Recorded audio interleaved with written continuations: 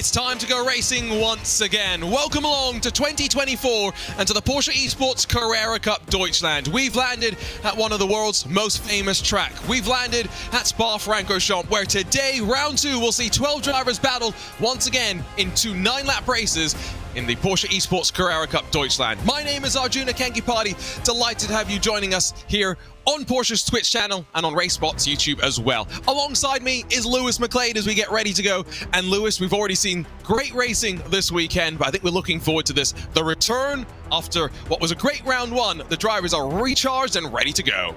Yeah, obviously Max Benneker is the driver to beat. He did such a good job back in the Hockenheim ring, but Spa's a different style of circuit. It's much more open, much more racing. We had a pretty calm round, generally speaking, outside of me and you having some beef. I'm sure we did at some point.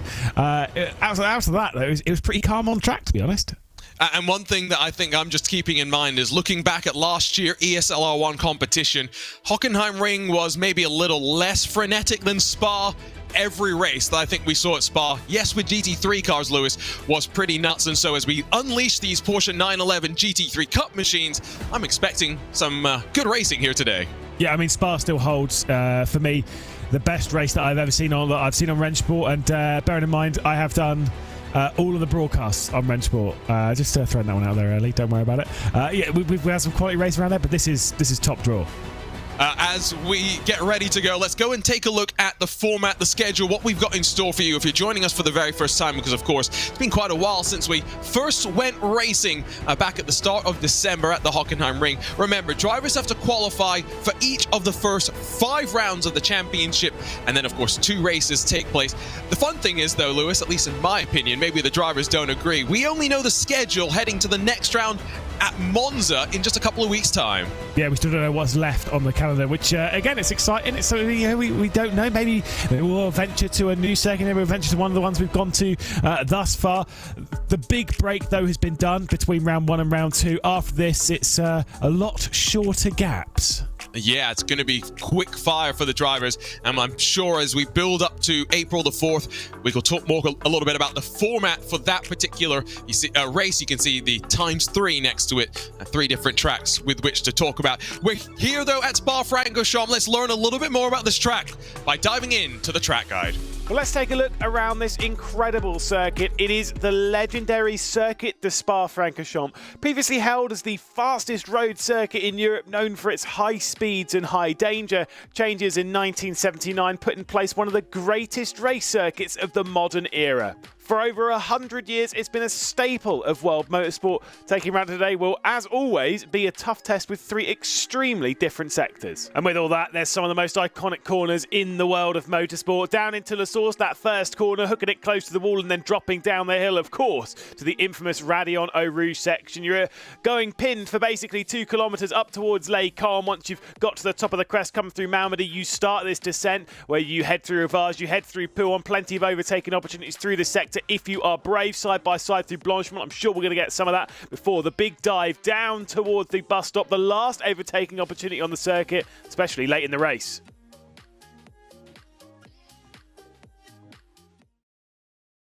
Of course, corner names at Spa-Francorchamps may be a suggestion more than anything. Always interesting to see which corner names we're going to use today. I'm glad at least we're going to be calling it the bus stop.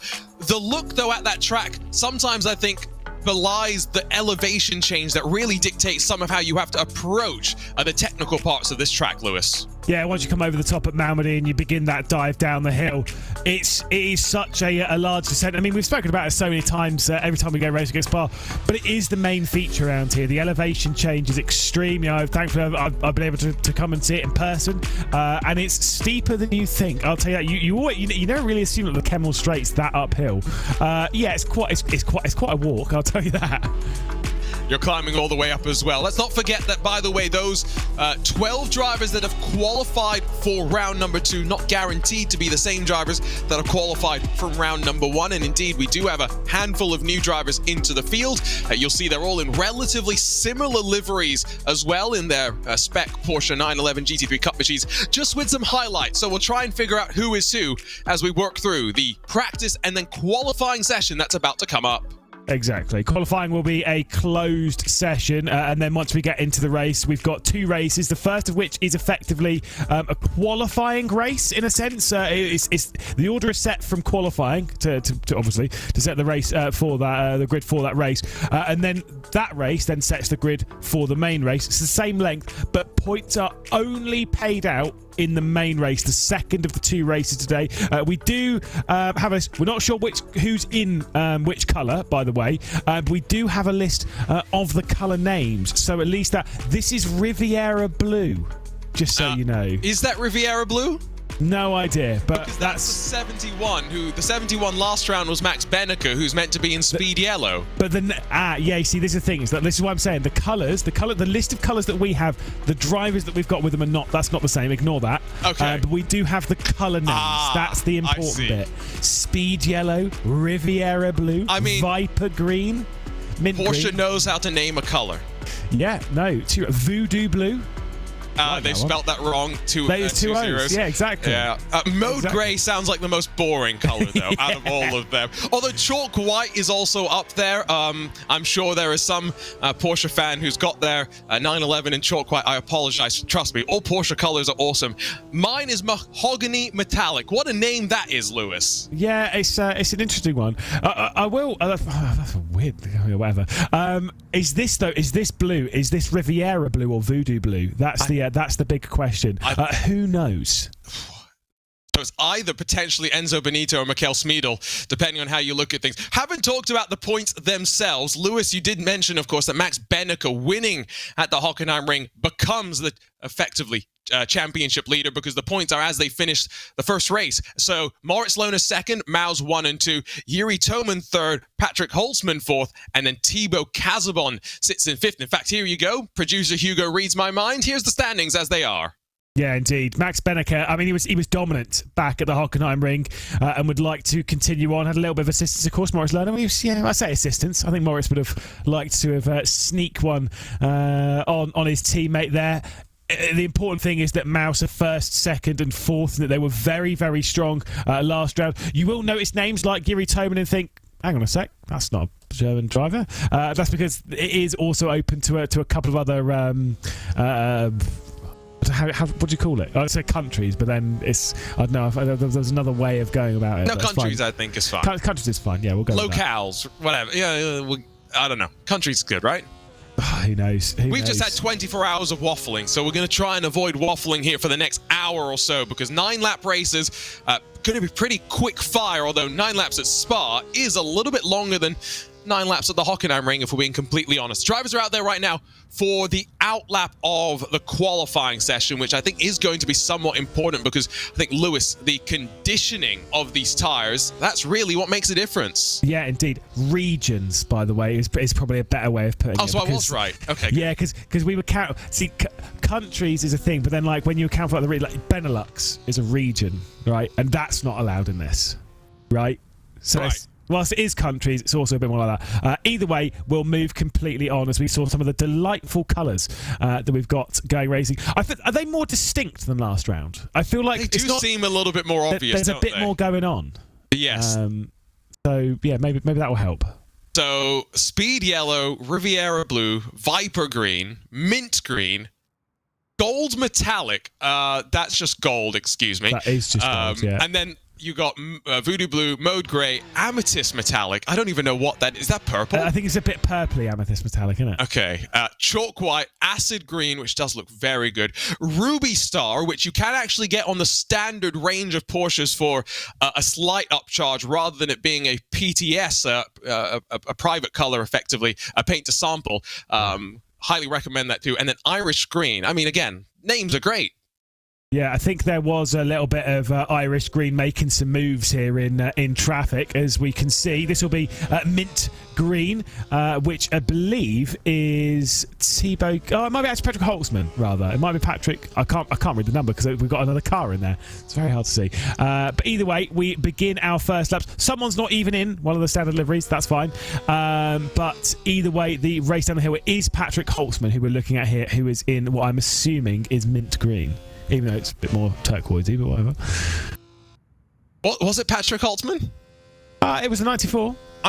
I'm trying to figure it all out as we go. Here's the 37 machine of Enzo Benito, who's again one of those drivers not in the standard livery for the series, instead in the Porsche factory colors that come straight out of the factory. Indeed, when you buy one of these 911 GT3 Cup cars, we ride on board with him down in towards, is it Rivage, is it Bruxelles? What are we calling it? Mate. It's Rivage. Bruxelles, I think Bruxelles is actually technically what it should be at the moment, but it's Rivage. So what you're saying is it's actually Bruxelles, though? No, it's Rivage. This no name? Well, you can't call a corner no name when it's got 3 names. I knew that was going to trigger you. You know what I mean? Like, it's not no name anymore. I'm sorry. It never really was. It never really was. What is it now? What is it? Well, it's technically the X-Curve. X-Curve, that's what it is. It was Speaker's Corner because that's where I think it was like the circuit comedy box used to be as well. That was why it's called Speaker's Corner. Big slides coming in from Enzo Benito, though, as he pushes his way through Fania, not the Piff Campus. Paff? No, Piff Paff is fine. Piff Paff is absolutely acceptable. Because it's a cool name. Oh, man, I gotta say, the amount of rear-end sliding that Enzo Benito is working through in this qualifying session. We often talk about these tires. You want to manage them through the course of this lengthy qualifying session. I can't imagine he's necessarily doing himself any favors there. Bounces off the top of the rev range now, is 5th, now into 6th. Commitment through Blanchimont. Now just the heavy braking zone of the bus stop and the potential to mess it up one final time. Lots of sliding through this lap. We're not sure if that's conducive to good lap times, but either way, we'll have to wait and see what it's going to be. I think the answer to that question is no, based on the lap time or the line there through the bus stop. Obviously, getting these tyres up to temperature as well. It'll probably take it a few laps to bring it into the window. Obviously, these tyres are starting cold.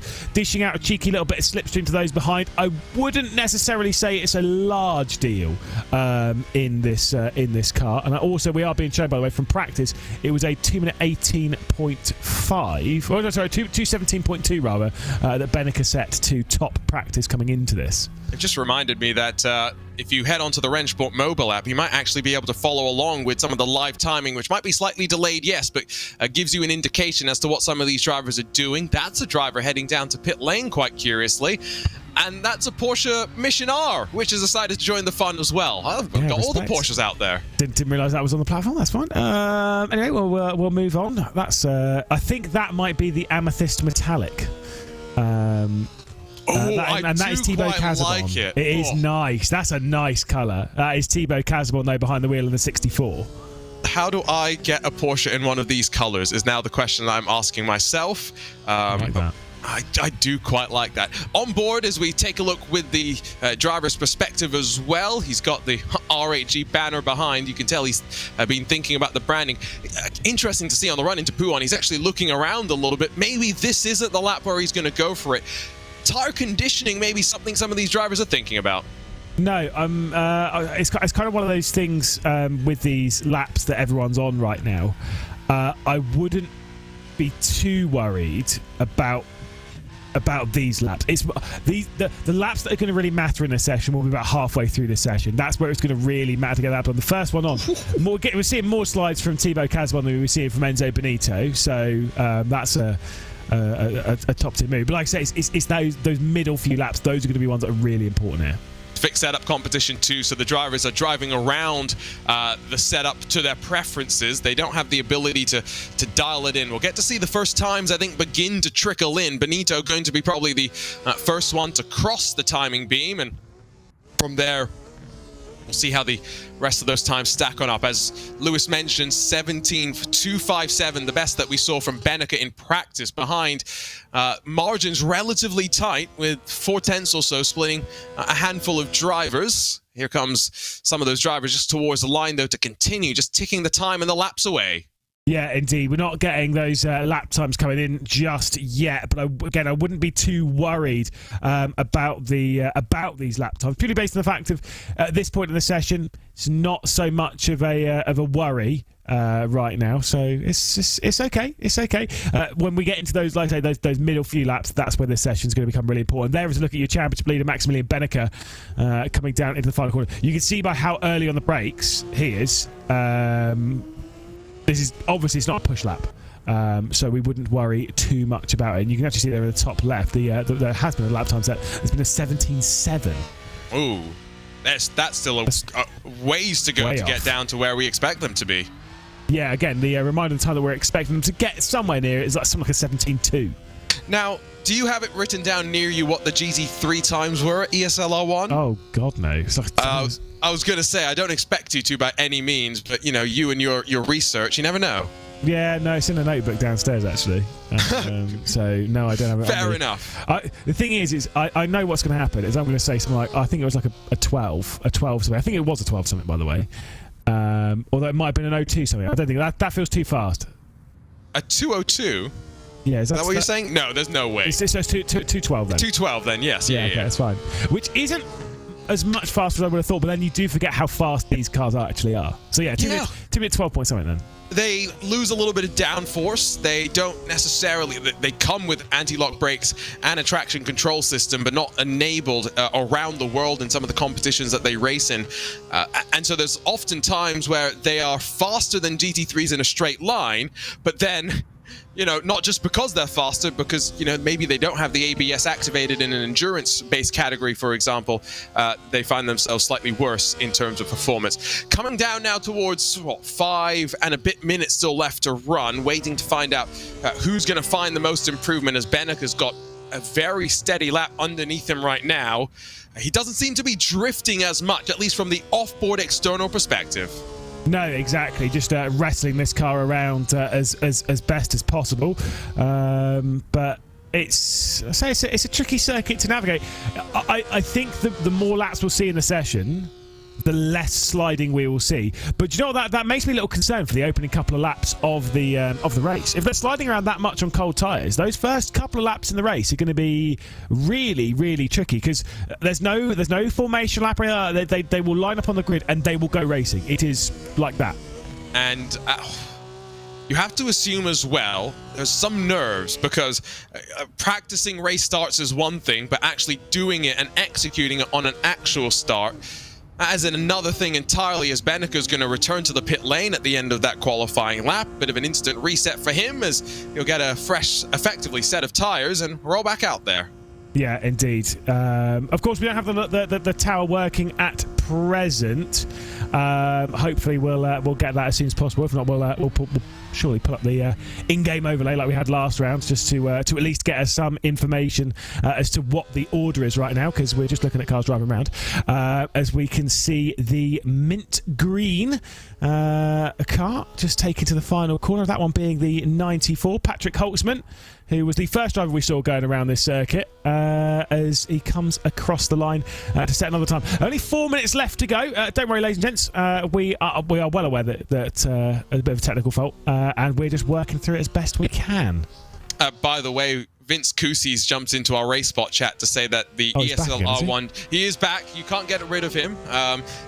ESLR1 GT3 times 14s, low 14s. 14s. Okay. Actually, when you said 12s, I was like, that is a bit fast compared to what GT3 times are here in the real world. 14s is maybe a little bit more, in line and in consumption with what you would typically expect. As mentioned, when it comes to the qualifying order as they run right now, not exactly sure who is at the very top. I do think it's Benneke in that 71. Benito, then I'm being told, is second. And then Moritz Lohner third, Schmiedel fourth, Nuninghoff fifth, and Mateo Toman Dambeats, and then the rest of the drivers behind. So Patrick Holtzman, Thibaut Casabon, Yuri Toman outside of the top half of the qualifying order right now. Yeah, their lap times, they were 18.0s, 18.7s, that kind of neck of the woods. Max Benneke has set a 17.2, which is rapid. Again, that is actually it was a 17.224, which is faster than you went in practice. And yes, you are actually right, because it was a 14.1, by the way. I remember now. Was that in LAN or was that remote? Sebastian Joe reset it in LAN. Yeah, I believe it's a 14. It's a 14.1 that is the lap record around it. Like I said, I couldn't quite put my finger on it, so thanks, Vince. But yeah, Benneke looking like he's on top form at the moment. The gap back to Benito is 0.3 of a second, far too large. You can see there now as we get the tower up on the left-hand side, so you're well aware as to what's going on. It's actually Patrick Holtzman that's put himself into that second spot with the last lap time he did. And one thing that I guess we haven't talked about, we've alluded to it, but haven't explicitly discussed it. You have to re-qualify for each of the first rounds of the championship. And so Enzo Benito didn't race in the first round. And so there is a bit of impetus and an urgency, I would say, for him to score points, as opposed to Max Benneker, who's got 20 points on the board. One driver that I'm noting is missing, Dennis Schoniger, who finished 6th in the first round of the championship. Yeah, not 100% sure as to why Dennis isn't in it. I mean, Williams have had a pretty big day today, Just a little bit. But still, he wasn't a part of any of those squads. I think he might be doing some races over on ACC, but yeah, obviously they've had a great day over on the iRacing side of things. Patrick Holtzman completes a lap, no improvement. A bit slower there out of T1 as well. We head into the final moments of this qualifying session. Benneker's bailed from his lap, and so we'll end the session there. Still, I think a minute or so left to go in this one. I think next driver to the line as we check in with Enzo Benito down the hill, and how committed will he be? I mean, he 4 wheels across the white line on the run down through Eau Rouge. I mean, and then all 4 on the right side of the track on the top of Radion. Arbiter of track limits Paul Smith probably wouldn't approve of that. No, but I will say, from having watched a lot of GT3s around here where it is just pinned easy as you like, watching a car go through there where it is pinned, but you are wrestling the car through. I like that. That was full commitment from Enzo Benito, heading through Malmedy and now dropping down the hill on a timed lap in the session, desperate to move himself at least ahead of Patrick Holtzman. And to be fair, again, a red line driver, seeing Maximilian Benneker on the top. Tasty to get ahead. Plenty of other drivers, by the way, still yet to improve. Also, Yuri Toman and Thibaut Casbon being the 2 major ones. Christopher Danbeats just went up to 8th, and I think Thibaut Casbon is actually just coming towards the line and is up into 5th. That will be a very well earned qualifying lap and a sigh of relief maybe, but now I don't know if there's time for him to improve and try and get even further up the board. It was difficult to pass at the Hockenheim ring. You don't want to leave yourself with too much work to do. Yuri Toman now running out of Blanchimont. He'll head into the bus stop chicane. He'll be the next to run to the line. Yeah, we did see, unfortunately, there was no improvement from Moritz Lerner. I think that's it with the session. I think we're all done. I didn't even realize we were getting that close to the end, but you're right. It is Max Benneker that will start from pole position, and that's 2 for 2 in his Porsche Esports Carrera Cup Deutschland title defense. Yeah, mega from Maximilian Benneker, absolutely dominating this championship thus far, although I think dominating the race around here will be harder. It's not going to be simple. It's not going to be even like what we saw at Hockenheim Ring, where it's a bit easier to kind of keep people behind. Here it is wide open, racing up, and Moritz Lerner's a few positions back as well, so can't exactly help immediately, whilst he does have Patrick Holtzman, of course, in second, but I'm sure Enzo Benito is more than happy to get his elbows out. Whoops. Oops-a-daisy. Who was that? That was the 55 machine that had that little bit of a... Luke Venninger. Yeah, a little bit of spinneroonie there. That seemed like a bit of a replay from qualifying. And so you can see that we talked about how much sideways slip the drivers sometimes put into the car. There's a case in point of just exactly how difficult it can be at times to keep it under the control. Yeah, absolutely. Again, great lap time from Max Benneker. He's irritatingly good at this, isn't he? He's not bad. Not just at sim races, but like specifically RaceSport. Obviously, we've seen him in ESLR1 competition. We know when he won, of course, in Saudi Arabia at Gamers 8. Just so many wins.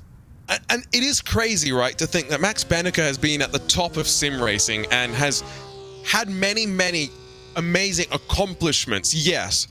But it felt like that win in Saudi Arabia was the first real major thing for him at that level. And it was a great moment for him, I think, to get that, much like for Jamie Fluke later in the year, for him to win a race in ESLR1.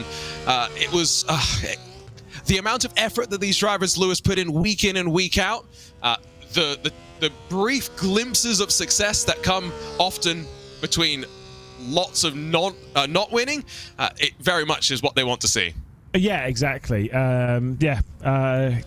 I mean, taking a win at the best of times means a lot, but especially when it comes to championship stuff, especially when it comes to newer championships, it does make that extra little bit, especially when it is competitive. And trust me, this field is competitive. You got a lot of experts on the platform of RaceSport out there on the grid. I mean, the top 5 in qualifying are all drivers that we've seen time and time again within ESLR1 and just generally on RaceSport. Interesting that Michael Schmiedel did such a good job to have slapped that lap time on the board. Is he redline these days? Yeah, he is, isn't he? Is he? He certainly he joined Schmiedel at the he joined redline at the end of 22, I want to say, because I know he did Le Mans Virtual with them. He was at Vargas Sim Racing at one point. Exactly. Yes. Because I remember that in the BMW Sim Live stuff that we did. Correct. With Yuri Toman. With Yuri Toman. And Marcel Tintic. And oh my! I mean, we were talking about end of last year, Urano Esports unfortunately disbanding, and how some of those drivers have found other homes. Now, who was that? That got the Holtzman. Was that Holtzman? Yeah, mint green.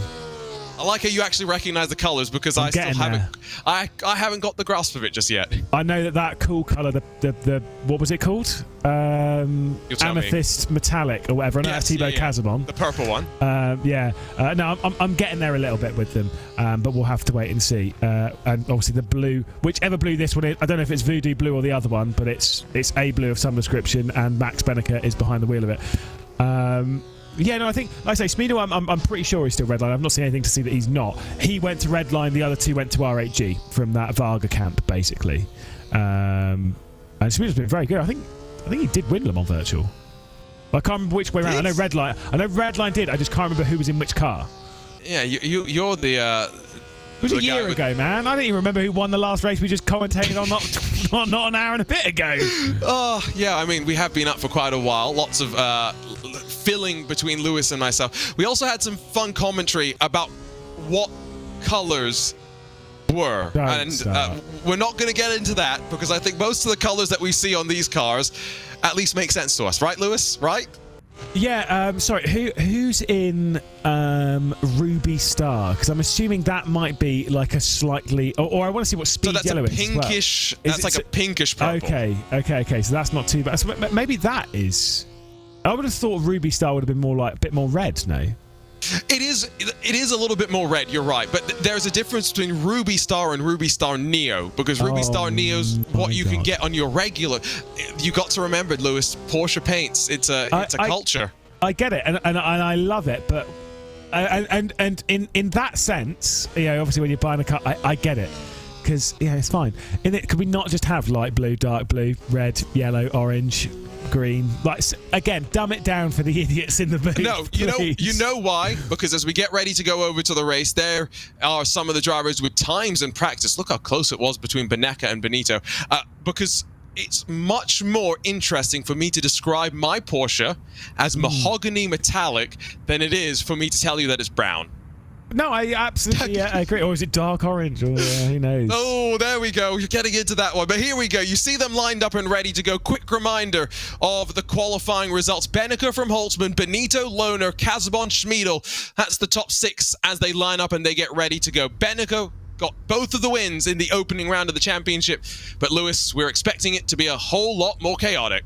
Yeah, obviously some drivers a bit further down the order. Yuri Toman expecting to work his way through the order. Christopher Danbeats as well. Got a fair amount of experience on the platform. It's going to be 9 laps of racing around here, though. So the same amount of laps we had at Hockenheimring, but obviously quite a lot longer of a circuit, out to 7 kilometres of racing around here.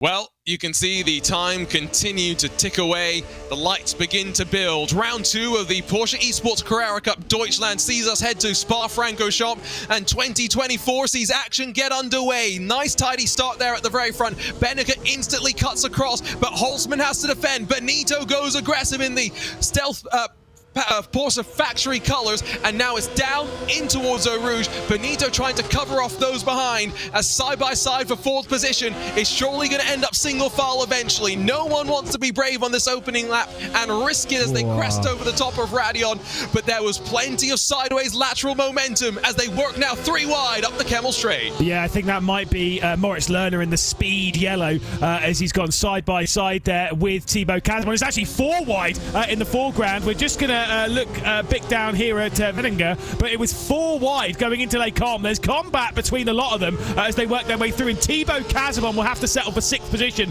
Still more fighting in the background of all of this. You can see Moritz Lerner directly ahead of that in the number 20. Plenty of battling behind, but wow, that was a bit dicey. And now down the hill through the double apex right-hander. It's finally, I think, going to start to see them get the wits about them. Very wide ran Patrick Holtzman down through the left-hander, bouncing over the grass but holding onto his car.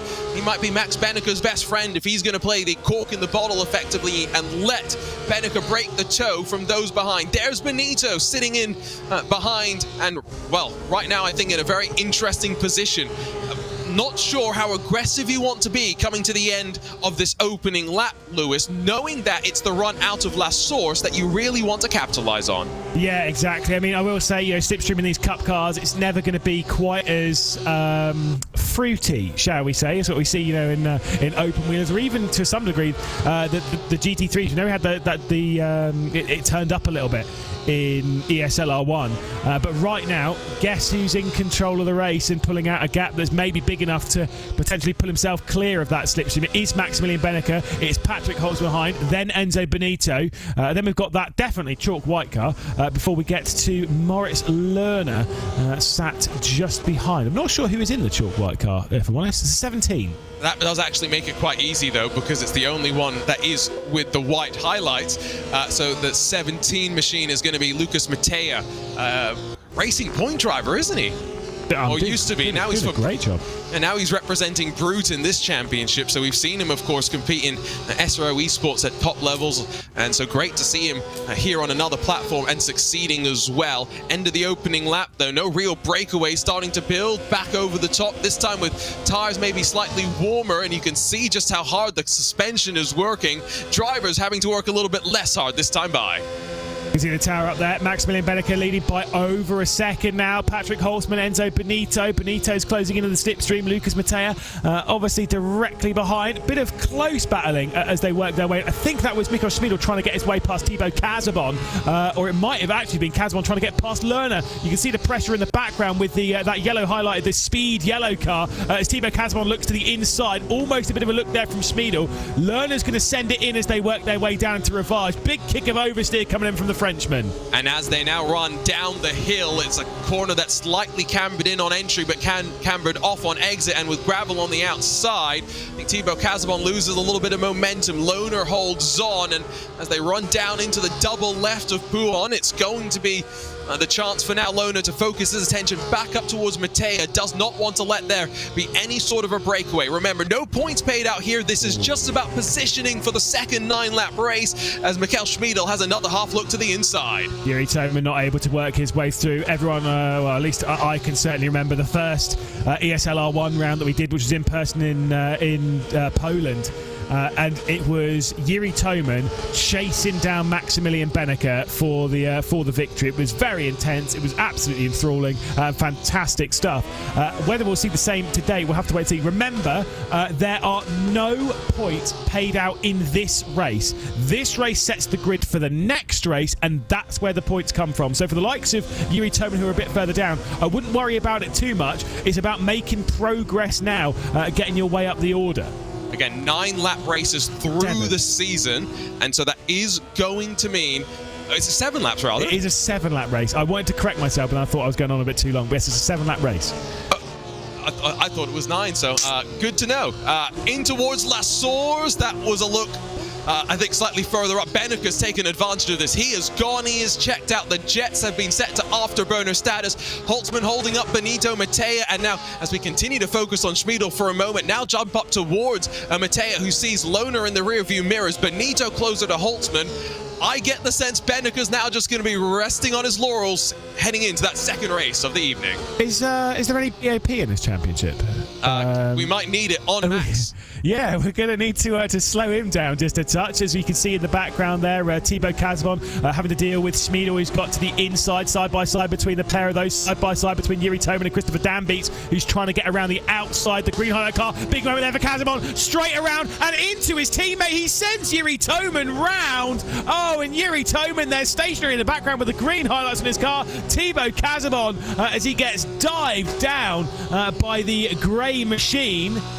That was very sketchy indeed. That was not great, and we do have race control. That looked like the 55 was going to lose the rear end before it stepped back into line just in the nick of time, but I wonder how race control is going to divvy all of that up. They have some pretty nifty race control functionality to help them swap drivers around without forcing them to come down to pit lane in these short races. So I'll be quite curious to see what's going to take place here. It has checked them, though, away from the second grouping of drivers now.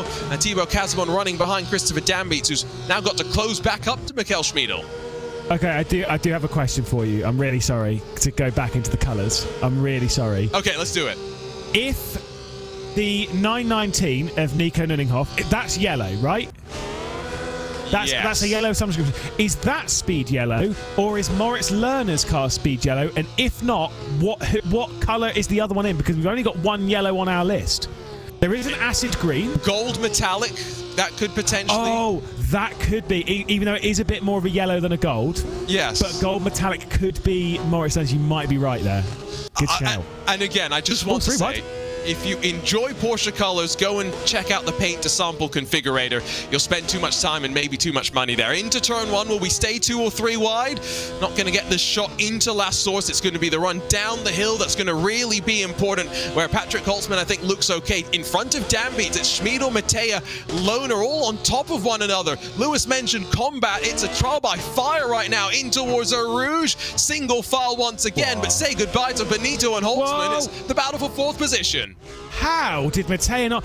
I'm loving how these cars look, by the way, over the top at Radeon, because they're all sideways and all over the place. Yes, I will go with it. The gold metallic of Moritz Lerner trying to get past Enzo Benito here and slap himself onto the podium. Does so straight around the outside. See, the more we said now gold metallic, the more I look at it, it's like, oh yeah, maybe I can see it. Maybe that is a little bit more gold than the yellow on the other car. Absolutely. Lohner now in front of Michael Schmiedel, just to clarify, because like I was saying, Enzo Benito, Patrick Holtzman are gone through all of that squabbling in through the opening sector, have taken full advantage of that as we're now almost getting to these final 3 laps of the race. You can see Lohner 5 seconds off of your race leader. Oh, we are going to need to find some BOP for Max Benneke. He's a bit too good. He's a bit too... When you're pulling away from a driver like Patrick Holtzman to 2.7 seconds in 4 laps, 4 and a bit laps, that's crazy talk. Seeing a replay at the bottom there as to what happened with Thibaut Casabon going for a slide. Wow. I mean, his teammate tapped him straight back round in the right direction, but that slide going in, I think Casabon might have been too wide on turning and just dipped the wheels in the grass, basically. Yeah, that car was already sideways before we saw the contact, so that was an interesting perspective, and, well, I wonder what the debrief's going to be. It's the great thing about sim racing, of course, is that the drivers, well, I say great thing, depending on how you look at it, drivers don't get a chance after this, Lewis, to really stew on what happened in that first race. It's pretty quickly turn it around and go again for another 7 laps. Yeah, it's really important to have essentially the memory of a goldfish. Don't think about this race too much. Just move on. Unless you're Max Benneke, at which point you want to remember this one and be like, let me show you how to do it again. As Enzo Benito now starting to feel the pressure. Patrick Holtzman as he's worked his way past. Must have been a mistake from Holtzman. Maybe he got... Do you have a slowdown or something? Because Enzo Benito's worked his way past in the second spot. They have lost about a second through that process, so I would maybe think that there was a pass into the bus stop. And there you see the cars behind you are now closing. Oh, we've still got 3 laps to go. I think we're going to see more chaos for the final couple of steps of the podium. And just to reiterate, ladies and gentlemen, if you're just joining us, 2 races here in round 2 of the Porsche Esports Carrera Cup Deutschland today from Spa-Francorchamps. This first race sets the grid for the second race. There are no points paid out at the end of this one. Yeah, which, as much as Yuri Toman might sit there and think, oh, at least there's no points given out for it, but we'll have to start from the rear of the field. Well, maybe not quite the rear as he gets past Pocopion. So now up into that 11th spot, but disaster for a driver high up. I will say the race control have handed out a warning to Michael Schmidl for moving in the braking zone, leading to avoidable contact. So we do have race control taking a look at things, and I'm sure they'll be rushing their way through. But it is a warning for Michael Schmidl. So he can't do anything too much worse this race. At this point, yeah, once you've been into the steward's book once, the second time's never as pleasant, and that holds for race 2 today as well. So Michael Schmidl will want to just try and stay a little bit out of the danger zone on the second race start, which, given that, of course, standing starts, launching these machines is a difficult challenge in and of itself. Schmidl's having to now watch in the rearview mirrors, though, because Christopher Dambeats is closing. Now, what? Is there a highlight on that car? Is that... This is mode grey. Oh, this is mode grey. This is mode grey. Yeah, I was saying grey earlier, and I was trying to think of what the word was before, the descriptive word. The very descriptive mode grey. It is as bland as we all expected. Sound, and yes. You know what? Some people like that. To be fair, I guess there are some colours that would be quite flashy, and some people would not feel comfortable driving around, and so I can appreciate it. My housemate's car is almost certainly mode grey. Is it? It's definitely in that category. What colour's your car, Lewis? Black. Oh, interesting. So I don't have a descriptive word for it. It's just it's black. If you look at this Porsche, black? No, it's not matte black. Okay. You don't get many matte road cars. Well, I'm just saying MKBHD does love a good matte black car.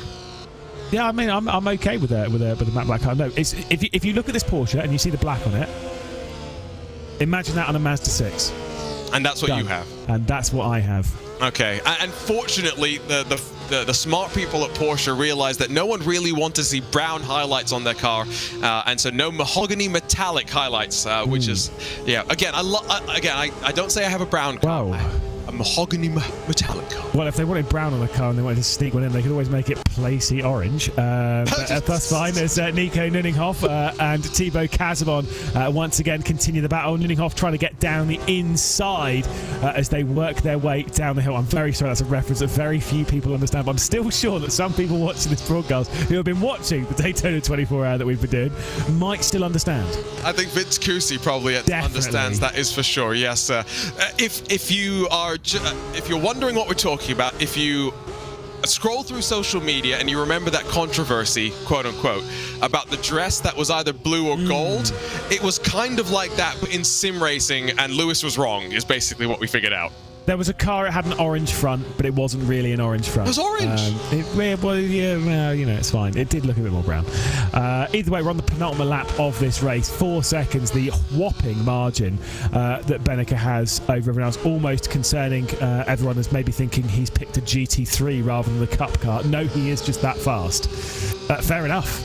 I mean, 4 seconds and 6 laps as well. That's almost a second per lap. Yes, Benito and Holtzman did fight a little bit, but at this level where the margins are so fine, what was it in qualifying? It was between Beneke and Holtzman, 0.2 of a second. Between Benito and Beneke, 0.3 of a second. So that margin in qualifying has been amplified in the race. Such is Beneke's control right now of the situation, but while he's in control of the lead, some drivers behind still have some fighting with which to focus. Moritz Lohner sees the likes of Schmidl, Dambeats running behind, and of course Lucas Matea's got Thibaut Casabon that will probably want to charge his way on forward as we cycle on to the final lap of the race down into Eau Rouge one more time.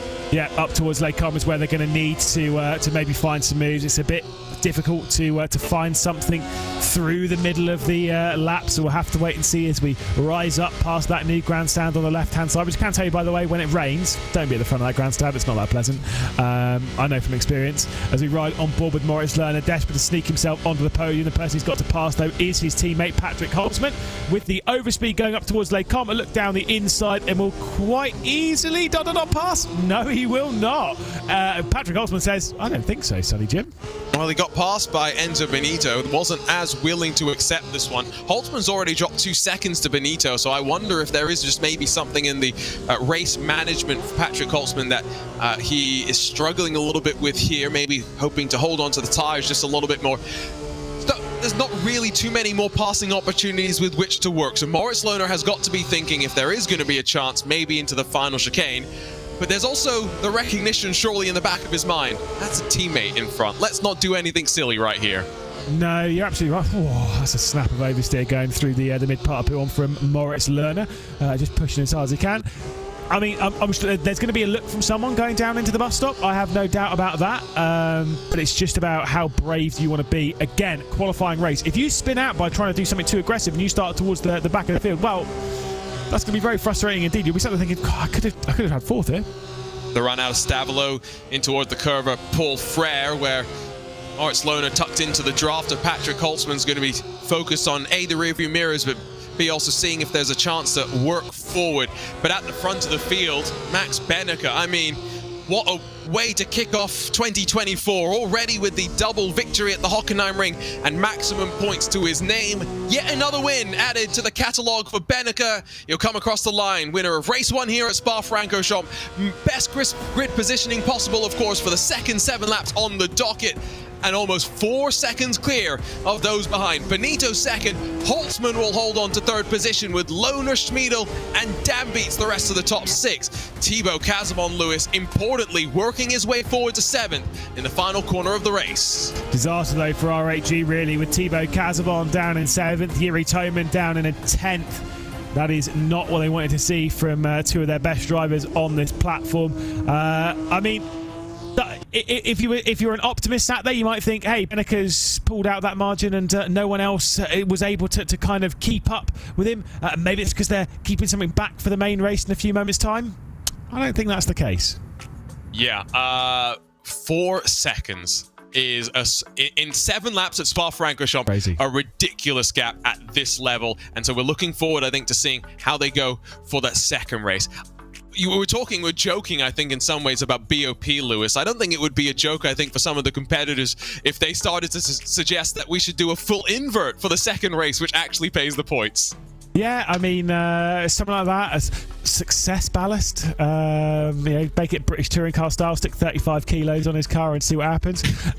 Obviously, I don't think you can really do that. I mean, at that point, you are trying to BOP or change the rules against one driver. That just shows how good Benecke was in the race, and to be fair, how good he's been in the 2 races that we've had previously this season. He's won all 3 of them thus far, and I wouldn't put it past him to make it 4 from 4. We did see a bit more overtaking, or at least attempted overtaking in that race. And so one conclusion to take away from that is Patrick Holtzman's slide backwards.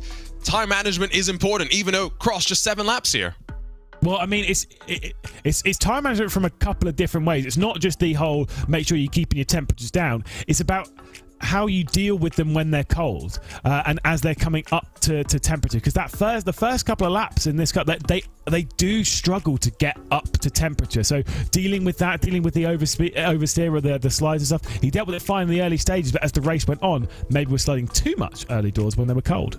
Don't forget how many people, right, have gone in real motorsport from this platform, the Porsche Carrera Cup ladders around the world, to the top level of motorsport. You see some of the drivers, of course, stepping into the Porsche 963 program in the World Endurance Championship, in the IMSA WeatherTech Sports Car Championship. And, well, most recently, I saw this past weekend, it was announced that Riley Dickinson going to be jumping forward from the Porsche Carrera Cup North America into the IMSA Michelin Pilot Challenge.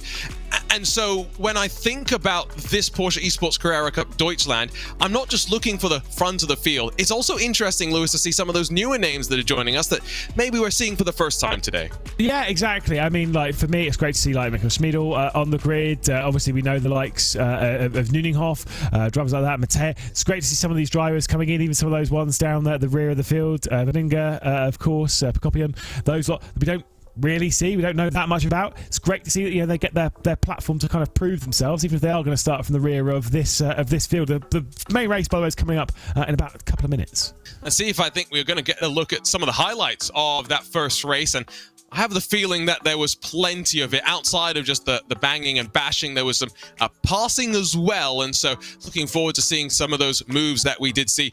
And also, of course, some big dramas. Want to try and figure out what happened to the R8G pair as they work through Malmedy in particular, because we saw the aftermath, the already half-spinning R8G machine. But of course, I think there's going to be a little bit more to look at. Yeah, exactly. I think there was quite a lot that happened in that race, just not for races, everything behind. Again, great battles. Enzo Benito, Moritz Lerner in there. I mean, talk us through it.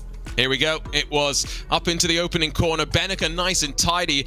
The look from Benito was a little bit aggressive, I've got to say, into turn one, but he knew how important it was to try and make moves. Moritz Lerner was then on the outside as they made a bit of contact down in towards Eau Rouge. But from here, it was maximum commitment, Lewis, on the cold tires. Yeah, absolutely. You've got to be brave over the top, and they certainly were. Got down through Eau Rouge, up and over the top of Radion, and fully committed their way in. Lucas Mateo, one of the drivers who was working their way through, would actually make this bit 4 wide. You had Moritz Lerner in there, you had Thibaut Casabon, and that absolute pinning of the throttle from Mateo picks off 1, 2 and 3 straight up the order. Very impressive. That was just the opening lap as well. Let's not forget they actually were able to get through Malmedy the first time by without any sort of drama. It was after that we started to see the action pick up. Business got rather busy in the Ardennes. Lerner, you could see running that alternate line. There are, of course, a couple of different ways to approach this track when it comes to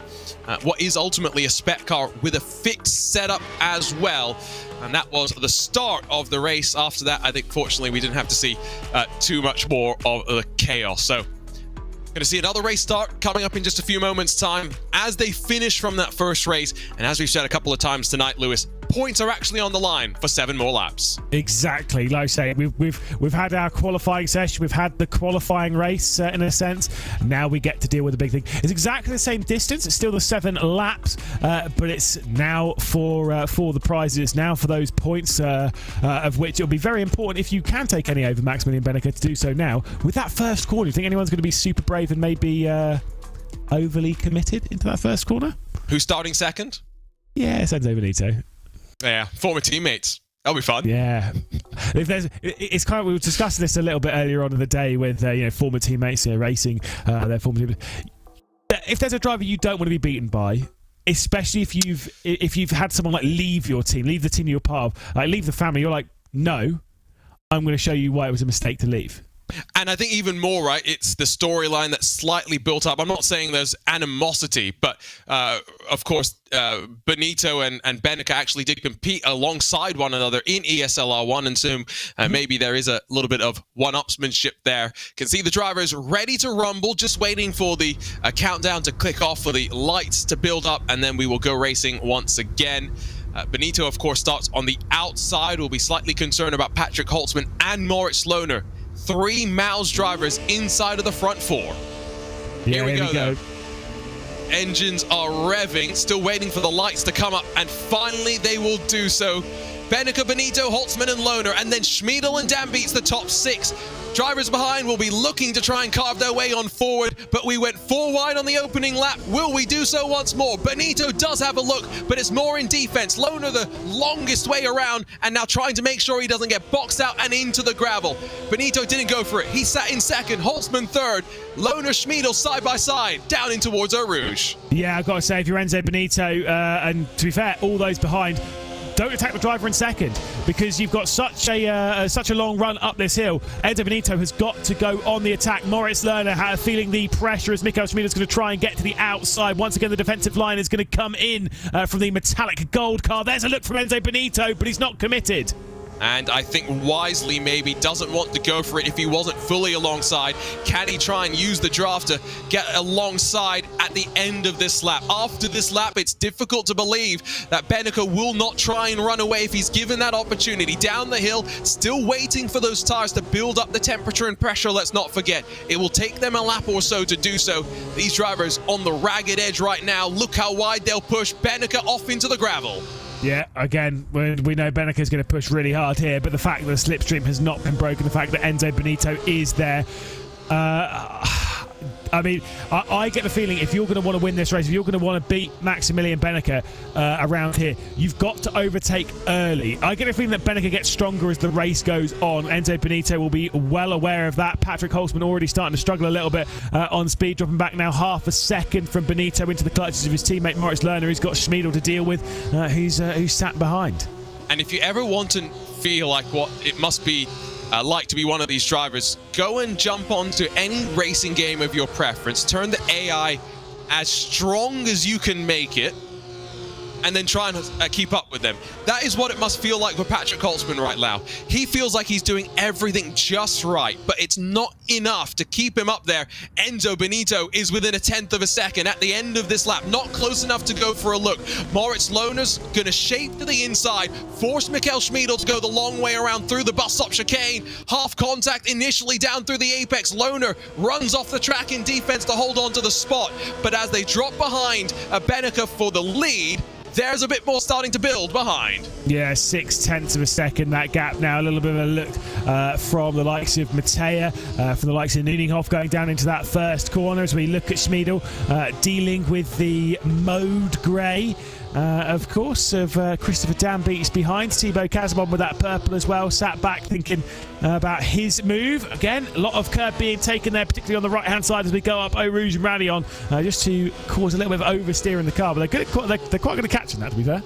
I've got to assume, by the way, that Team Redline, the entirety of Team Redline, is currently cheering on Enzo Benito after what was a pretty fun 24 hours of racing for them. Max Verstappen, Gianni Vecchio, and Ollie Steinbratton winning the iRacing 24 Hours of Daytona.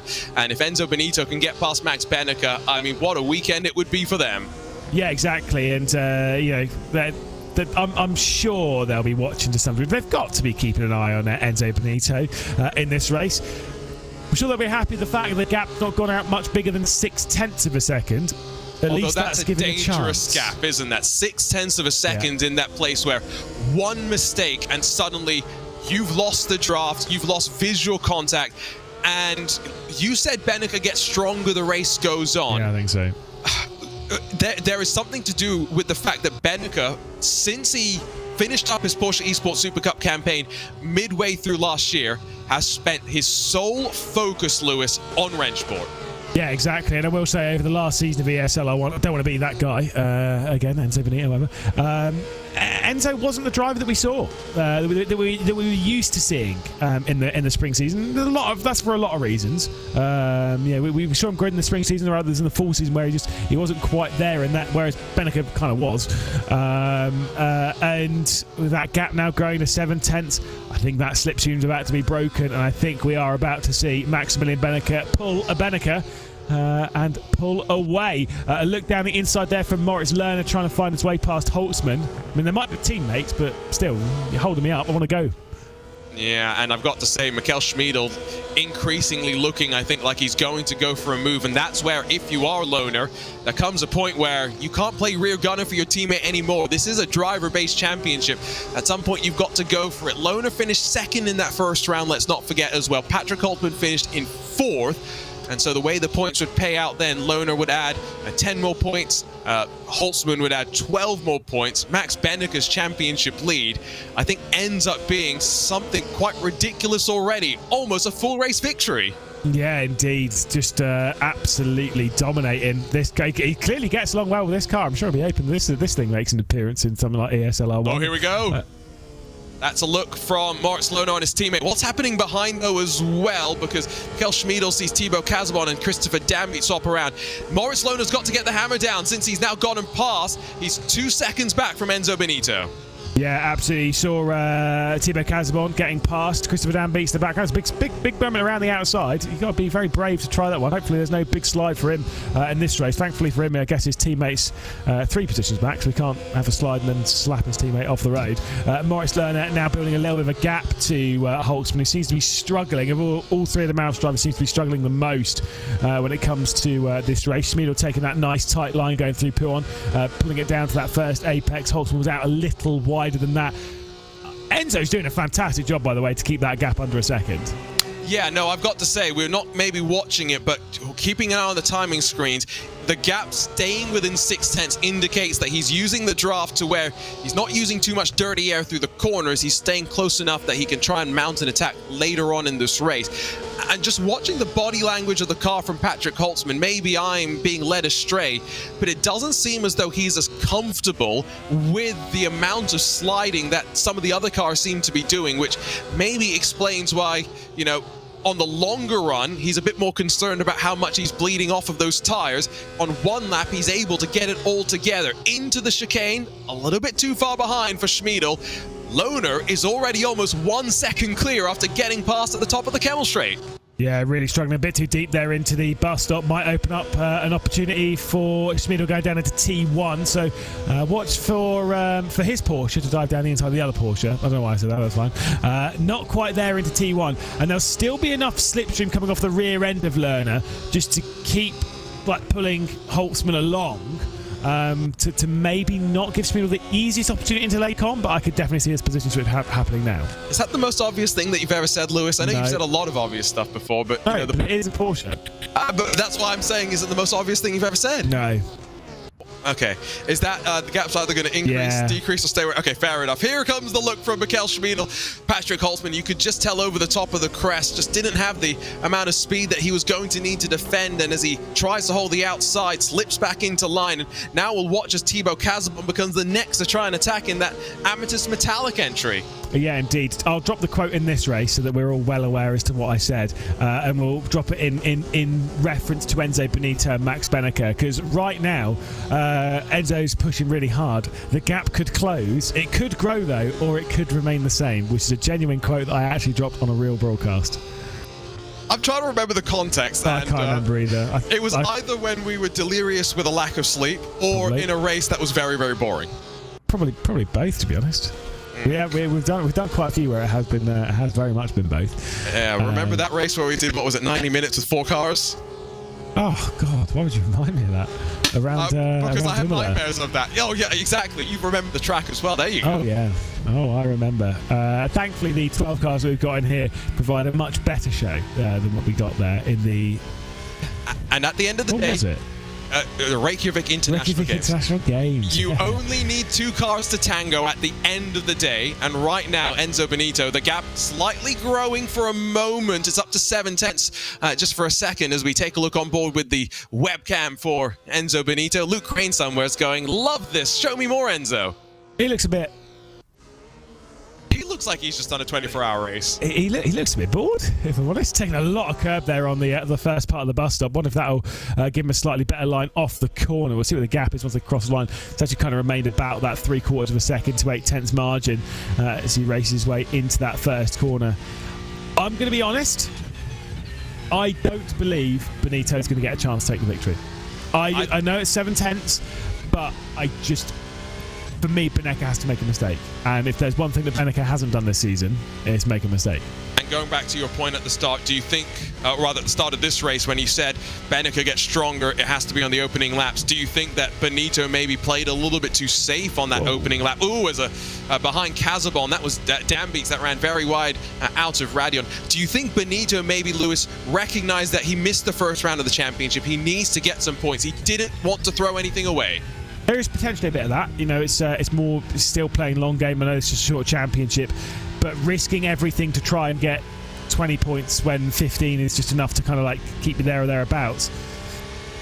It's the more important bit. It is the far more important bit. Did we just see Yuri Toman get a little bit spun around in that rearview mirror of Thibaut Casabon? I didn't quite see it,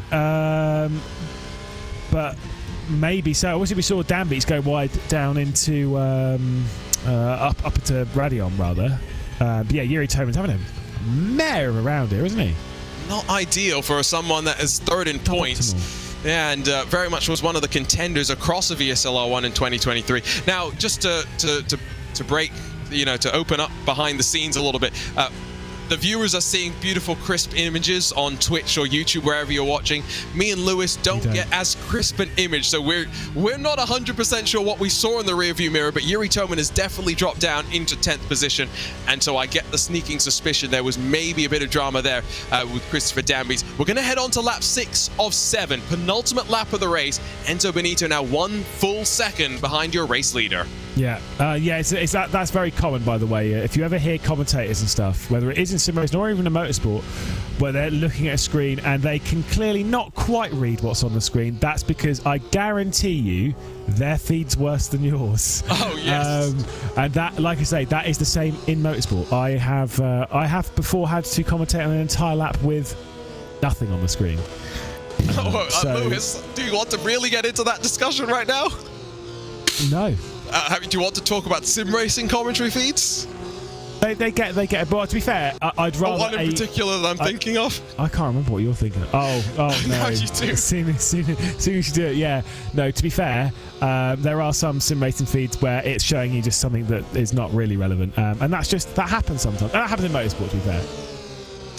You're digging us a grave here. I mean, I'm about to set myself off, if you can tell. 2 laps to go is Thibaut Casamont on the back of Patrick Holzman. And Patrick Holzman is, again, 4 seconds off of Max Benneker. It's the same amount of fall-off in terms of race pace. That was aggressive from Casamont to fade over to the left on the entry into the braking zone, but bleeds his way on through and gets back up into 5th position. Yeah, indeed. Casamont's been pretty strong today. It's only really that slide that, unfortunately for him, just cost his teammate in the previous race that's really been the downfall of RHG. It was a disappointing first race, but hey, to get inside the top 5 is important. Maybe close down on Mika Schmidl, who's been great on Rennsport thus far, I guess. So at least there's that. But the gaps are starting to grow with all the groups. Penultimate lap of the race. It's not quite as dominant from Benneker, but let's be honest. You know, it's pretty dominant from Benneker. I mean, again, at this level, in a 7-lap race, 1 second is a big difference between these drivers. The thing that I'm now just thinking about is Hockenheim was round 1, Spa was round 2. February the 4th, we head to the Temple of Speed. We're going to Monza. I don't think that you're going to break away, Max, in the same way that you were here. After that, though, rounds 4 and 5, as well as our finale with 3 races across of 3 different circuits to be taking place, all of that is still TBA. Yeah, I mean, to be fair, though, at Monza, we could see a certain someone pull a Moritz Lerner. That certain someone is Moritz Lerner, where there might be... To be fair, he pulled a Liuzzi, but... I'll call it a Moritz Lerner, where he absolutely just binned everyone into T1. So you never really know what's going to happen at Monza, but poor guy. Every time I bring that up, I've brought that up at least 4 or 5 times this year. At least.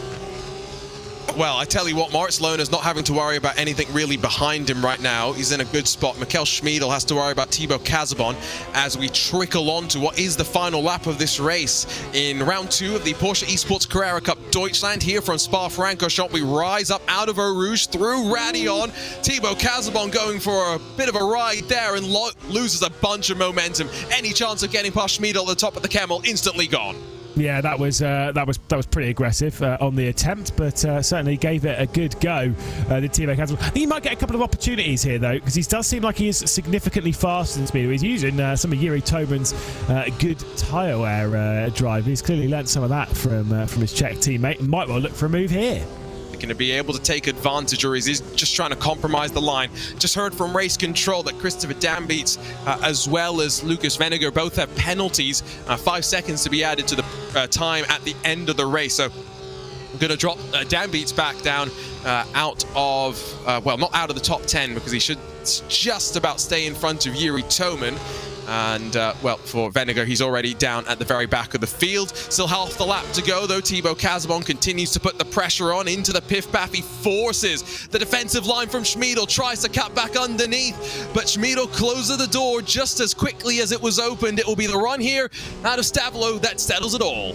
Yeah, like I say, bold attempts from oh, he's just driven straight into the back of him. Thibaut Casamont, costly mistake into the barrier, and that will cost him a whole heap of points. I don't know if Schmidl was able to stay on the road. I think he was.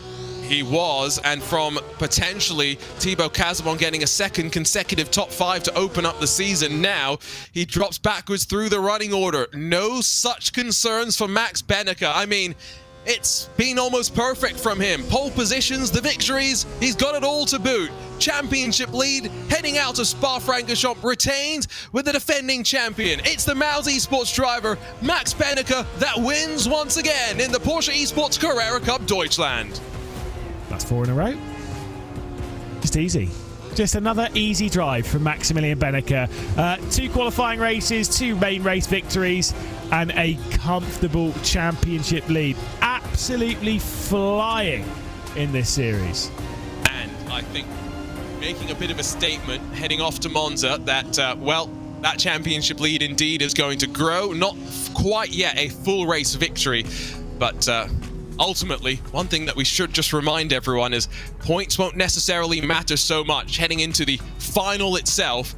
Points are very important, though, to settle which drivers will be part of our grand showdown. Well, that was interesting. Back here in the RaceSpot commentary booth, Arjuna Kankipati alongside Lewis McLeod. Lewis will get the opportunity to chat to a couple of the drivers in a few moments' time and reflect on what was a pretty interesting second round of the championship.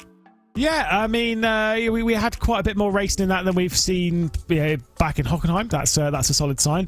But I think importantly, we saw the same Maximilian Benecke, absolutely dominant, starting off his year 2024 with just absolutely ridiculous drive and just showing everyone why he's as good as he is.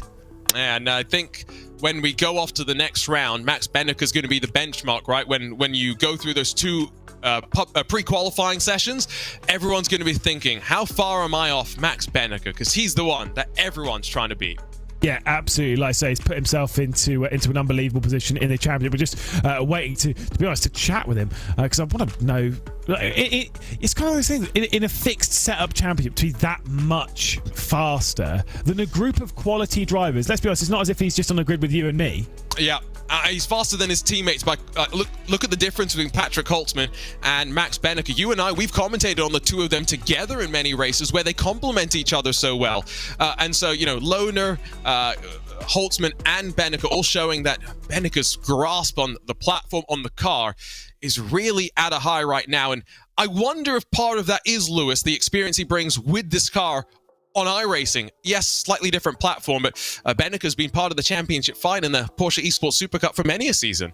Yeah, I mean, look, the way it's going to drive here is obviously different to how it drives elsewhere in sim racing, and that's across all platforms. The Porsche Cup car it's on a lot of platforms, but the way it drives here will be different, but not crazy different. It's not like it's speaking a different language. It's still keeping you in that kind of remit. The way it will slide through the corner, you can still learn some stuff from one platform and translate onto another. And the way that he's delivered it, he's so much better in this car than he was in the GT3s, which I think is the more interesting part that we've seen from him on Rennsport.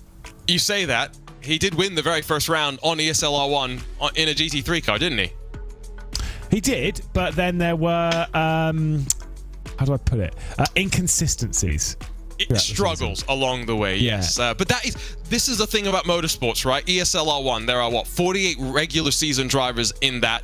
Only one driver can win any particular round. And so I feel like often in the world of motorsports and sim racing both, we're very harsh when we judge people by results and we say, oh, you haven't won enough races, you haven't, gotten enough championships, when being realistic, this is not the Premier League where 20 teams enter, 10 teams at most are going to win any particular weekend. It's a very different story for us here, Lewis. Yeah, absolutely. And I do believe, by the way, that we might well have ourselves a little cheeky bit of Maximilian Benecke. So I'm just so I don't come through the broadcast twice, I'm going to unmute myself and hopefully we can chat with him. I can't, it's fine. Can you not? No, because I've got to switch to push to talk and now I've got to go and do some buttons and stuff. Hold the phone. I tell you what,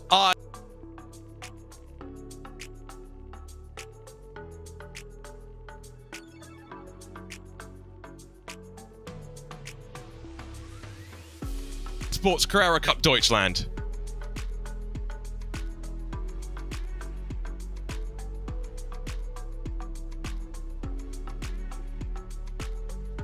And I think in the end it was just about tires, but it was really close, so I'm very happy about that. kind of noticed that there was no tire reset in the qualifying, so tried to get that one lap in we had, and luckily that was good. So I'm very, very happy with that. One thing that Lewis kind of noted, Max, is you seem to get better as the race goes on. What happens with the tires? What happens with you as the race develops? Where's that pace come from? Well, I think Enzo just tried a bit too much in like 1 or 2 laps to stay close and to get an attempt on me, and I think that's what made his tires a bit worse than mine. Because in the first race, I think his last lap was really, really quick. So I already know, okay, if I have to save tires in the beginning of the race. And although it's just 7 laps, the tires are really, really heating up. So if you have one slide, then it's basically almost over for the race. So you need to be very, very careful. And luckily, I didn't have that one mistake that probably would have ruined my tires. So I think in the end, it was just, that one slide more he had, or maybe 2 slides, that's denied his attack on me. So yeah, very happy about that, obviously. Do you think it's going to be so easy in a couple of weeks' time at Monza, or will the draft actually keep things a bit closer at the front? I mean, who said it was easy? It was definitely not easy. It was definitely not easy today, and I don't think it's going to be easier. It's always going to be hard. Monza obviously is slipstream fiesta, so not looking forward to the slipstream, but still looking forward to the race. I hope it's going to be a good one, and hopefully I can maintain the pace I have now. Looking forward to it. You make it look easy, Max. I think that's the way maybe to put it. And after that, we don't know where we're racing. Does that fill you with some trepidation, or how do you look to that? No, I hope that maybe there's another track joining that we have not raced on so far. I have no idea actually, but looking forward to whatever it is, and let's see how the schedule looks at the end. Also very much looking forward to those last 3 races we have. I mean, obviously we collect some points, but the points are not that important during the season because they're all gonna get reset. So yeah, just looking forward to that finale, and looking forward to the tracks that hopefully come. I hope they will. Well, you're already have one eye on April the 6th. Congratulations on starting 2024 off with a couple of victories, Max. And we'll see you in a couple of weeks for round number 3. Sure. See you. Have a nice day. Max, I think quite correctly saying it was not as easy as maybe we said it was. He just makes it look so easy, Lewis. Let's be honest. You know what? I've known Max for a while now, as have you, and all of us here in production. I've never heard Max that positive. Like, genuinely, he seemed happy. He seemed, that's not me to say that he's miserable, or whatever like that. But it shows what good form and a strong position in a car that you're enjoying driving does to you as a driver. Because he just seemed super positive, like he had a great evening of racing. Which, to be fair, afternoon, which he kind of did because he won. And I think also maybe the body language reflects the fact that he's not splitting his attention in so many different places, right? As far as I'm aware, not getting ready to go for another season of the Porsche Esports Super Cup. He's focusing some of his attention on other competitions. And so, yeah, he did seem quite happy. And that is good to see, because I've always maintained, Lewis, happy drivers are fast drivers.